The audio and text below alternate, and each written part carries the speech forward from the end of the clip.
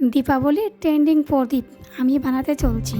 জানি না কেমন হয়, তবু তোমাদের সামনে নিয়ে এসেছি আমার নতুন, একদম আমি নিজেই জানি না এটা বানাতে পারবো কি না, তো তবু তোমাদের সাথে শেয়ার করবো বলেই ক্যামেরাটা অন করে নিয়ে নিলাম বানানোর জন্য। তো আমি বানানোর পরে কিন্তু কেউ আসবে না, তবু সন্ধ্যাবেলা জ্বলাবো যখন, তখনও তোমাদের সাথে শেয়ার করব। তো আস্তে আস্তে করে দেখো বানিয়ে নিলাম, কিন্তু আমার আলতাটা এড করা আগেই দরকার ছিল, কিন্তু আমার ফুলে পরে এড করলাম। তবু কালারটা দেখতে ভালোই হয়েছিল, দুই কালারের কম্বিনেশন হয়েছিল। সুন্দর কমেন্ট পড়তে কার না ভালো লাগে বলো তো। এই যে বানানোর পিছনে একটা রহস্য রয়েছে।